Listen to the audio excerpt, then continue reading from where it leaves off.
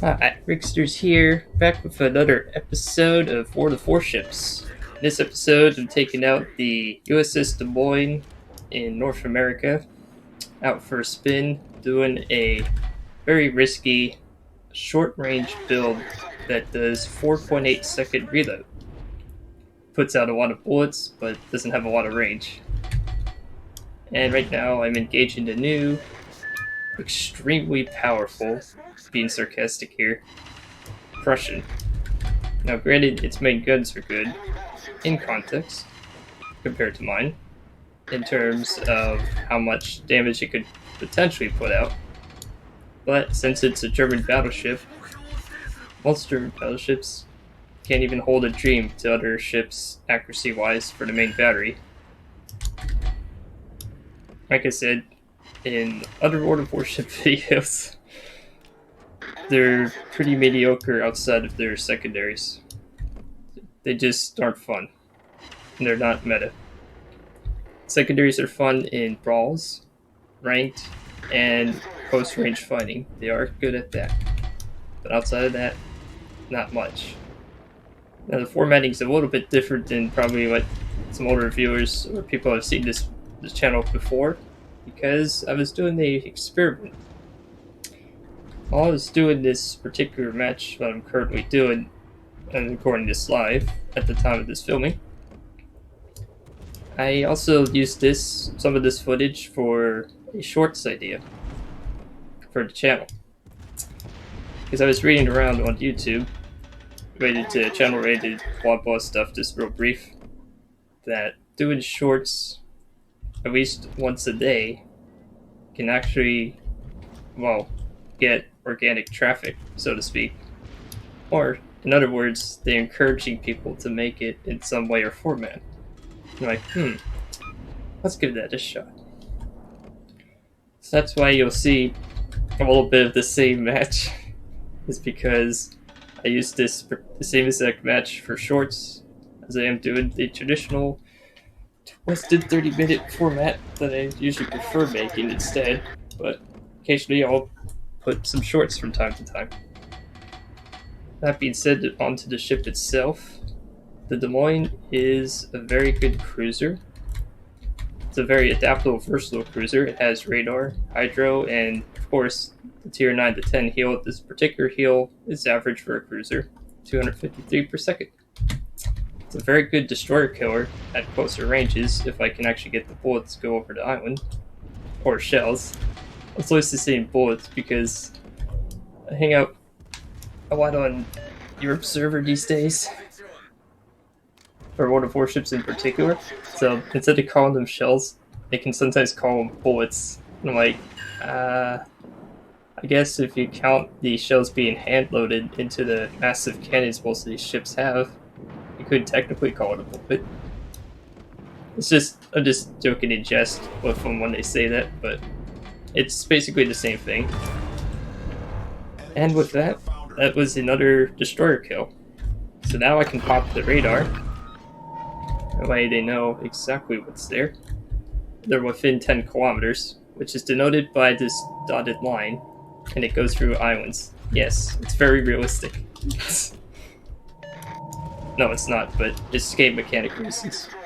It is stupid, but I'll take advantage of it. This Prussian, I want to make sure I don't get hit by, because he can wipe me.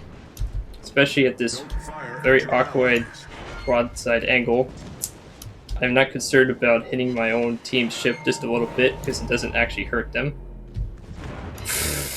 Of course, of all the ships, I'm the most angled one he goes for me. That's okay. He just doesn't understand that he has a Yamato and a much better curve first shooting at him. And I also have Hydro.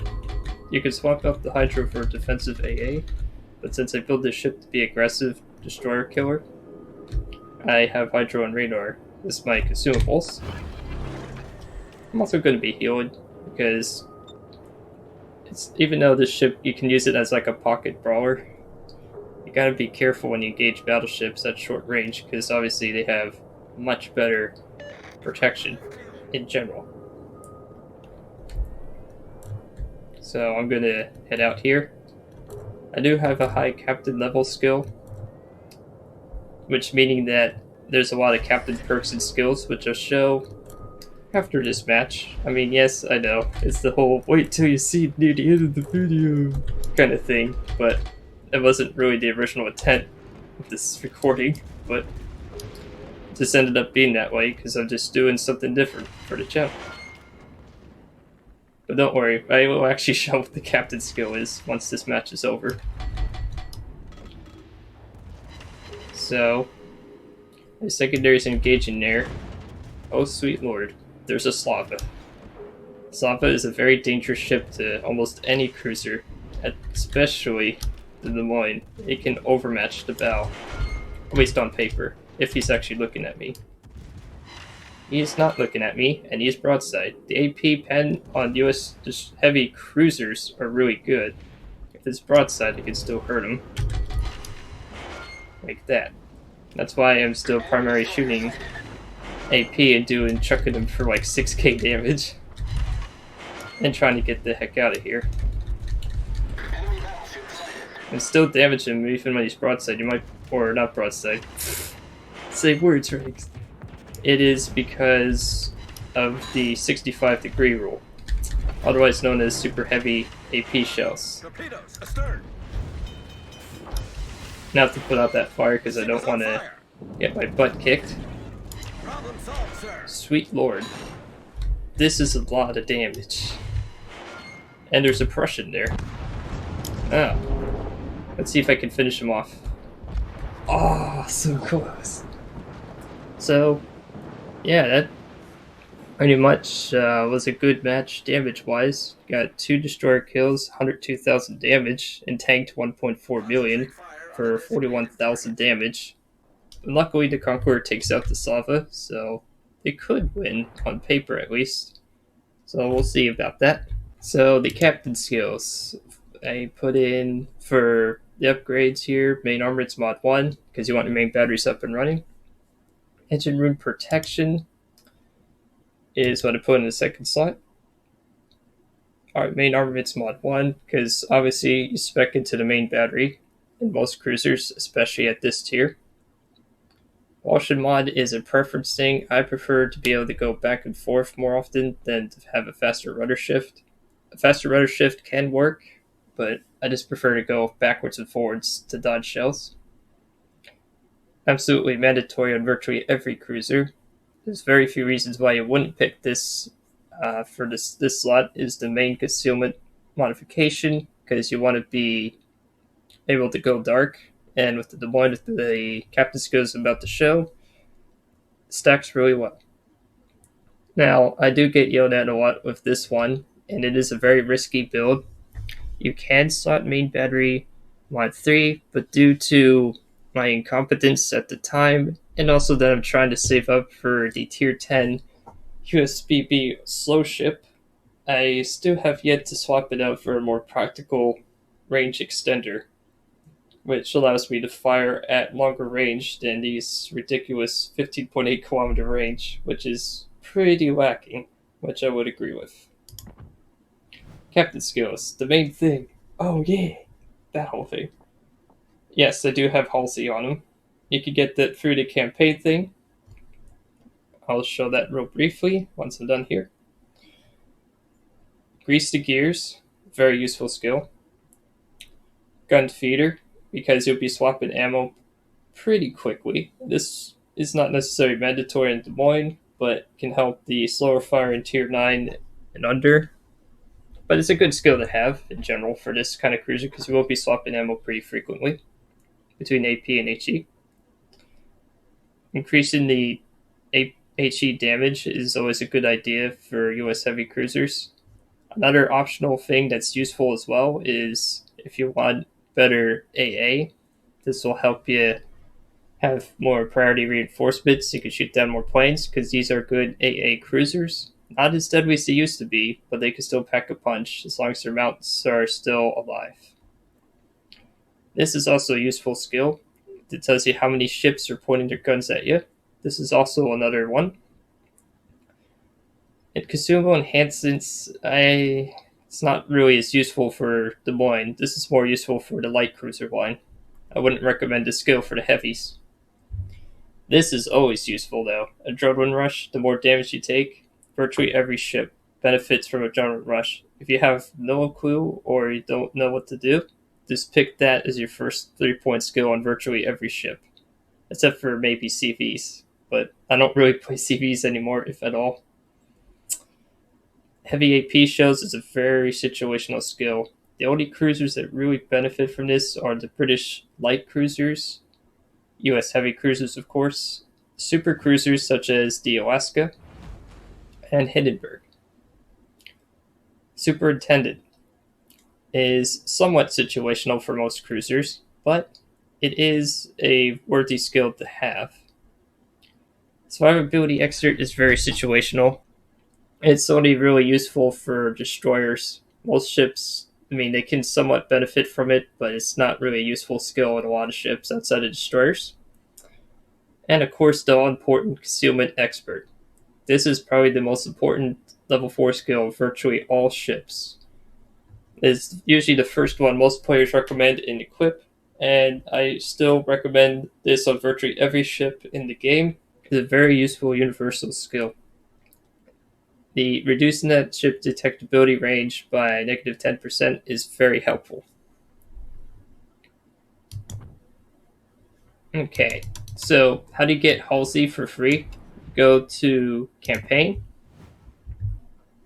and you do the hit hard, hit fast, hit often campaign. Now I completed it over here, and it's actually a very worthy campaign to do.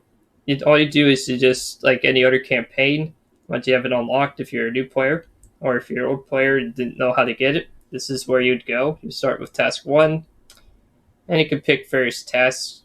They require usually tier 8 to 10 ships, so this is more of like a mid to late game campaign. So you gotta have a fleet of 8 to 10s to do this. And optionally, and not necessarily as vital, you want to have a US ship of some kind. Because some of these, like for example, task 8 on task 2 requires US ships. You can do that as well.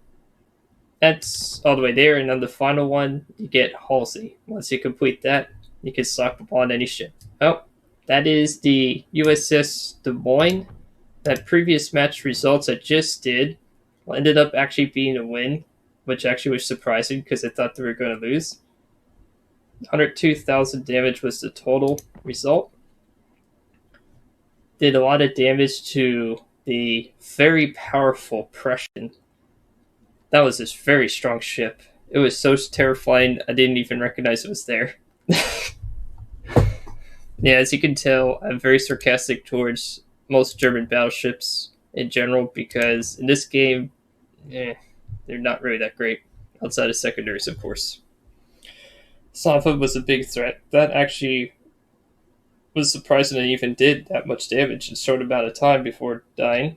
Yamato, yeah, he accidentally walked into my shell, which is okay. It happens. And the credits in XP. The permanent camo to the Des Moines. It's been very handy.